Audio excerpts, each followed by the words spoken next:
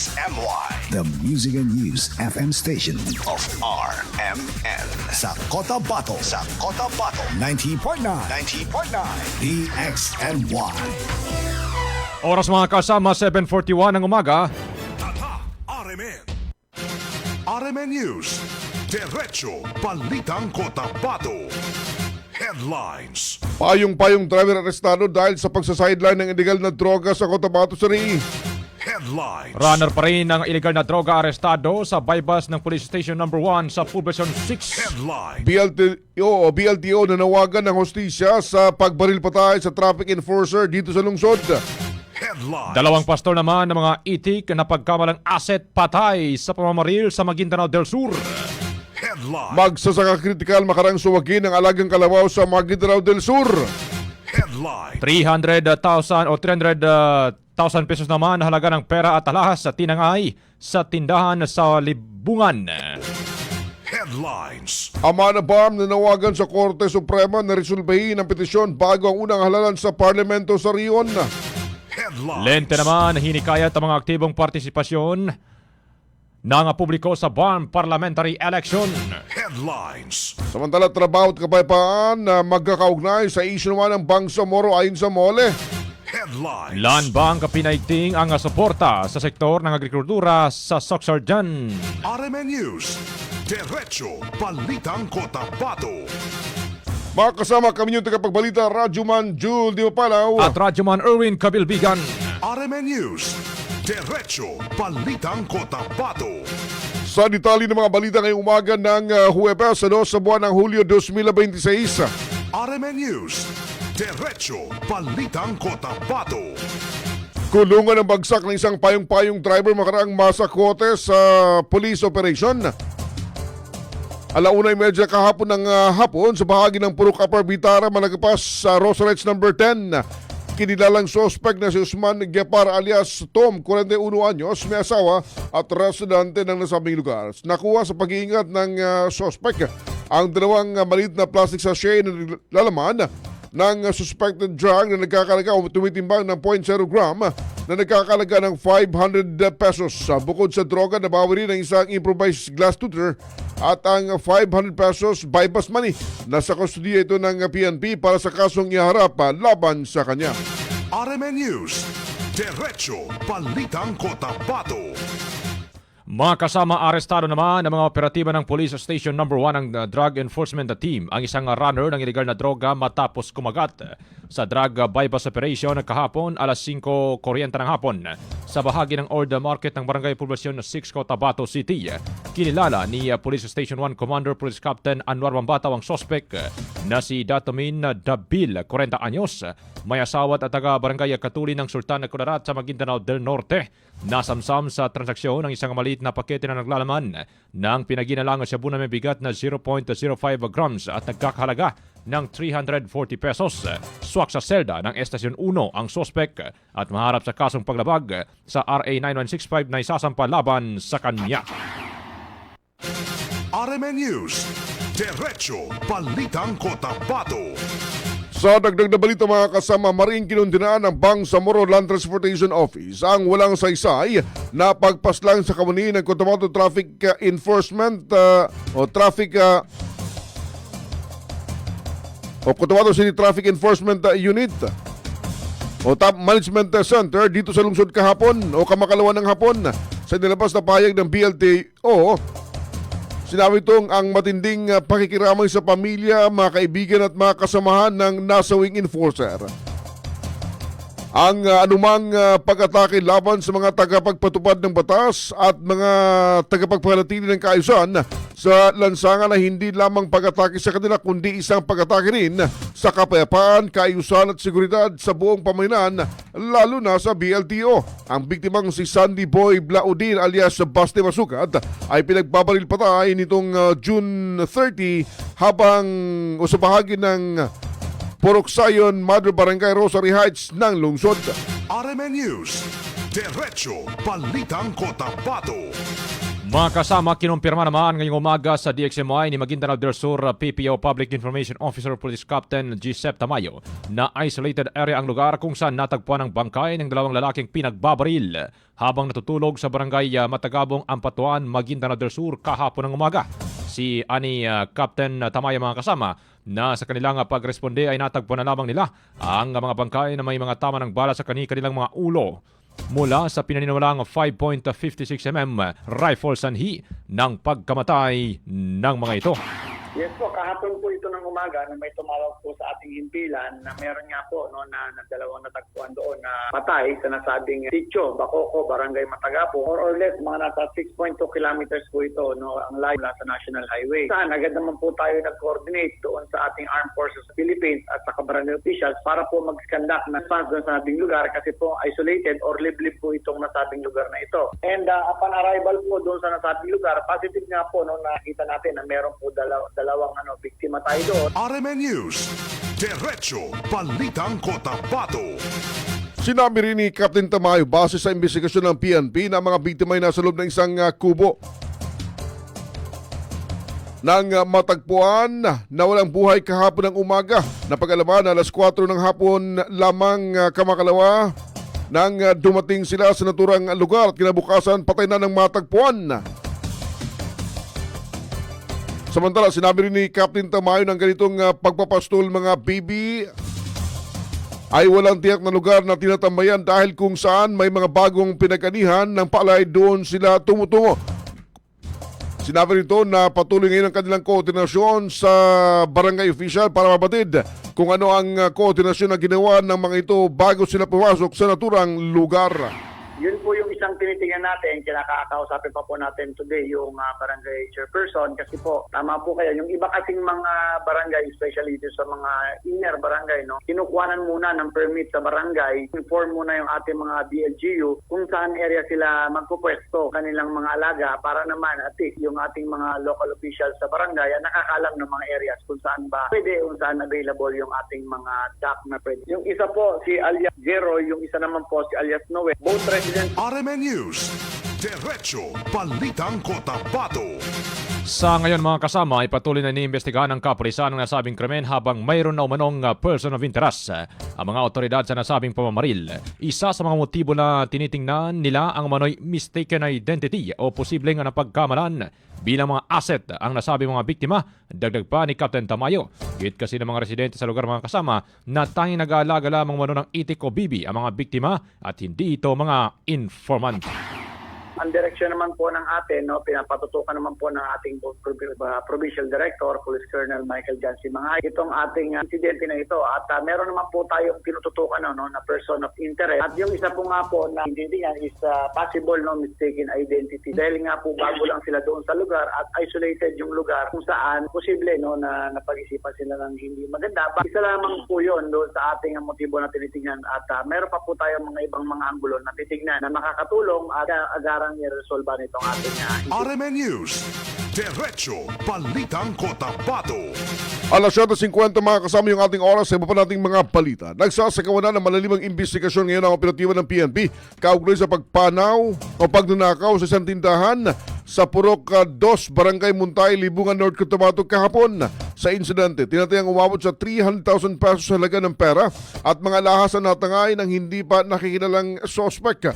Batay sa inisyal na iulat, pagmamayari ng negosyanteng si Arnel Puno Viaje ang isang itim na sling bag na naglalaman ng cash at mga lahas na uwang natangay.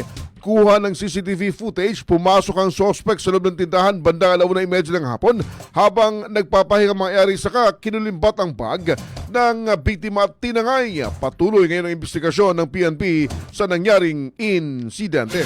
RMN News, Diretso Balitang Cotabato. Mga kasama, isang 26 anyos naman na magsasaka ang nasa kritikal na kalagayan matapos wagin ang kanyang alagang kalabaw sa barangay May Tumaig sa Dato Unsay, Maguindanao o Dato Unsay, Ampatuan, Maguindanao del Sur. Kinilala ang biktima na si Nasruddin Kaubagan, binata at residente ng naturang lugar. Ayon sa kanyang kapatid mga kasama, kararating lamang ng biktima mula sa bukid at itatali na sana nito ang kanyang kalabaw sa gilid ng kanilang bahay nang bigla itong banggain at paulit-ulit na suwagin. Dahil sa insidente mga kasama, nagtamo si Kaubagan ng 3 matinding sugat sa tiyan at sa kanyang tagiliran. Agad naman siyang isinugod sa pagamutan kung saan patuloy siyang inoobserbahan ng mga doktor. RMN News, Diretso Balitang Cotabato.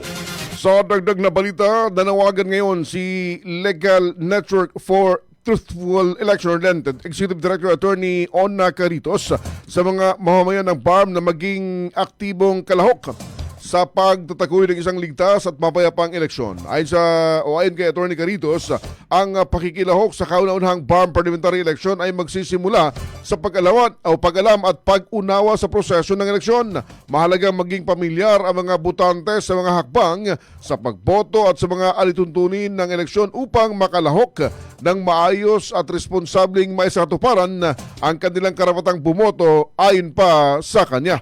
Mensahe namin mula sa Lente para sa mga botante ay mag-aral kasi ito yung unang BARM parliamentary elections. Napakahalaga na alam natin kung ano yung pagbobotohan natin sa darating na September 14 at kapag nag-aral ay ipamahagi natin ang ating kaalaman sa ating mga kamag-anak, sa ating mga kapitbahay. Nakita namin sa Lente sa mga RMN News, Diretso Balitang Cotabato.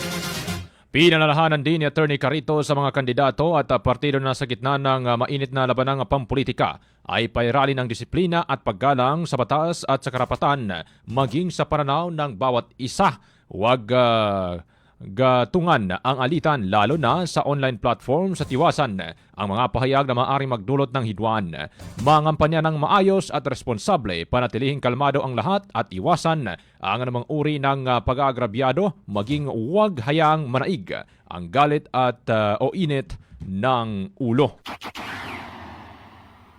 Kandidato naman natin sa mga political parties, mainit ang labanan pero huwag tayong maging pasaway, huwag tayong mag-violate ng mga election laws. Respetuhin natin ang isa't isa at huwag nating i-fuel, lalo na sa online platforms, ang mga tao para mag-away-away sila. RMN News, Diretso Balitang Cotabato. Oras mga kasama, 7:53 ng umaga. My Nescafe Classic. Mag-Nescafe Classic araw-araw. 100% puro at natural. Pinakamasarap na black coffee. This time check is brought to you by ang kilala mong Alaksan, extra galing na. Up to 3 times faster versus Alaksan FR. New Alaksan Extra. This time check is brought to you by Milo. Drink Milo every day. Magkaiba man tayo ng karanasan, pareho naman ang gusto natin bilang Bangsamoro. Kapayapaan! Trabaho at oportunidad. Mas magandang kinabukasan! Kapag nagsama-sama ang iba't ibang boses, mas lumalawak ang pag-unawa at pagtutulungan. Kaya ang Bangsamoro Federalist Party ay binubuo ng mga dating revolusyonaryo, mga lingkod bayan at ng iba't ibang sektor ng lipunan. Dahil sa pag-angat ng Bangsamoro, dapat lahat kasali. Bangsamoro Federalist Party. BFP. For Bangsamoro. Para sa Bangsamoro. RMN News, Diretso Balitang Cotabato. Makasama tuloy sa ating mga balita, nanawagan ng grupong ama na BARM sa Supreme Court of the Philippines na resolbahin na ang nakabinbing petisyon may kaugnayan sa Bangsamoro bago isagawang first parliamentary election sa September 14.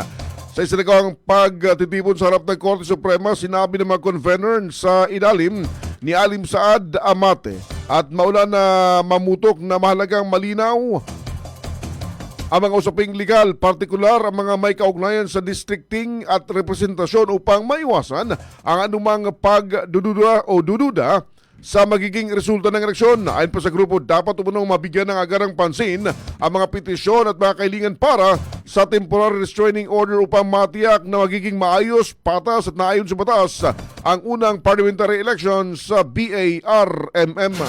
RMN News, Diretso Balitang Cotabato.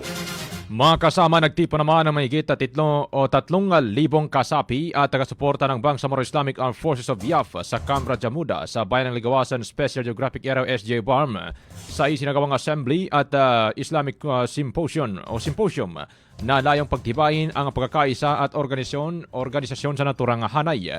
Pinangunahan ito ni Eastern Mindanao Front Commander at kasalukuyang Member of Parliament Ahmad Commander Jack Abbas Al-Haj.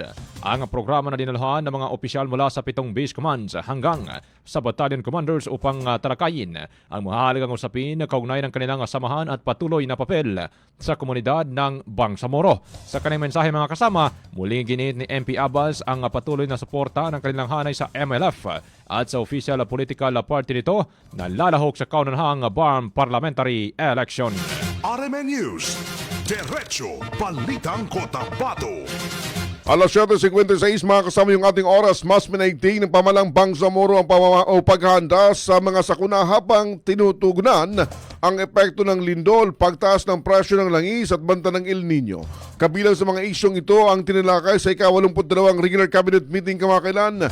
Sinuri ni Interim Chief Minister Abdul Rauf Mahakua ang mga gabinete o at ng gabinete ang mga hakbang para protektahan ang mga vulnerableng sektor at matiyak ang tuloy-tuloy na paghahatid ng mahalagang serbisyo sa pamahalaan. Ang bawat hakbang ng pamahalaan ay dapat magpalakas ng tiwala ng publiko at tiyakin na matugunan ang pangangailangan ng mga residente ng riyon ayon pa kay CM Makakua. RMN News, Diretso Balitang Cotabato. Binigyan din naman, mga kasama, ng Amole Barm o ni Barm Minister Muslimin Sema ang mahalagang ugnayan ng kapayapaan at paglikha ng hanap buhay sa ikalawang quarter meeting ng Regional Peace and Order Council sa Diamond Hotel sa Manila. Sa pulong na pinangunahan ni BARM Interim Chief Minister Abdul Rauf Mahakua, tinalakay ng mga kinatawan mula sa iba't ibang ahensya ng pamahalaan ng sektor at sektor ng seguridad ang mga usapin na may kaugnayan sa pagpapanatili ng kapayapaan, pagtugon sa mga banta sa seguridad at pagpapalakas ng koordinasyon sa buong rehiyon ng Bangsamoro. Ayon sa Mole BARM, mga kasama, mahalagang mapanatili ang ligtas at matatag na pamayanan upang higit pang mapalawak ang oportunidad sa trabaho at mapangalagaan ang kapakanan ng mga manggagawa. RMN News, Diretso Balitang Cotabato. Mas pinaigting ngayon, mga kasama, ng Ministry of Science and Technology or MOST ang pakikipag-ugnayan sa iba't ibang sektor at industriya sa Bangsamoro sa pamamagitan naman ng exploratory discussion sa na naglalayong palawakin ang partisipasyon sa mga Research and Development Consortium sa rehiyon.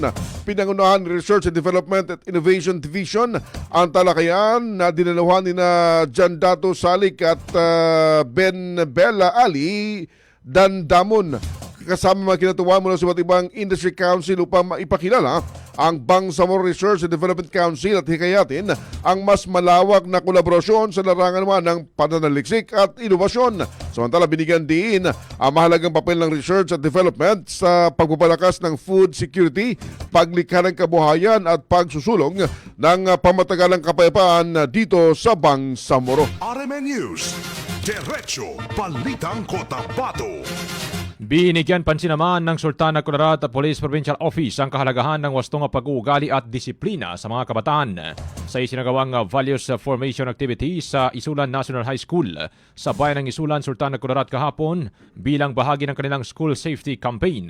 Pinangunahan ng Provincial Community Affairs and Development Unit ang programa sa mga mag-aaral ang kahalagahan ng responsableng pagdesisyon, paggalang sa batas at pagpapanatili ng mabuting asal sa loob at labas ng paaralan. Ayon sa SKPPO, mga kasama, mahalagang sabayan ng edukasyon at paggabay ang pagpapatupad ng batas upang mapanatiling ligtas ang mga paaralan, lalo na sa gitna ng mga naitatalang insidente ng karahasan sa ilang bahagi ng bansa.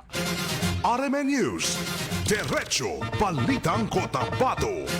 Makasama ng tala na magkaparehong pinakamataas na marka ang dalawang examinees mula sa opisyal na resulta na nilabas ng Supreme Court of the Philippines kahapon sa 2026 Sharia Special Bar Examination.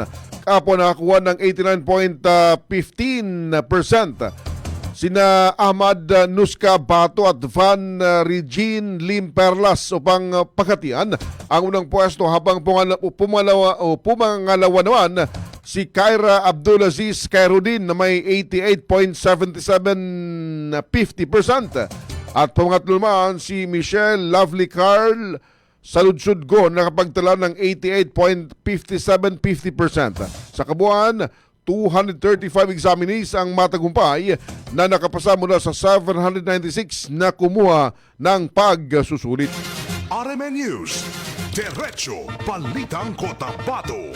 At bilang panguling balita mga kasama, pinalalakas naman ng Land Bank of the Philippines o LBP ang pagpapatupad ng Land Bank Agrisenso Plus lending program bilang bahagi ng patuloy nitong pagsuporta sa mga maliliit na magsasaka, mangingisda at mga benepisyaryo ng reformang agraryo sa Region 12 sa pamamagitan ng mas madaling access sa tulong pinansyal. Sa ilalim ng Land Bank Agrisenso Plus Lending Program mga kasama ay nagbibigay ng pautang sa mga benepisyaryo upang mapalakas ang produksyon sa agrikultura at mapabuti ang kanilang kabuhayan. Ayon sa programa mga kasama, ang short-term loans ay may takdang panahon ng pagbabayad na hanggang 360 na araw. Samantalang ang long-term loans naman ay maaaring bayaran sa loob ng hanggang 10 taon. RMN News, Diretso Balitang Cotabato. Mga kasama, sumanyo ang kalipunan ng ating balitaan ngayong umaga ng Huwebes, 2 sa buwan ng Agosto o July.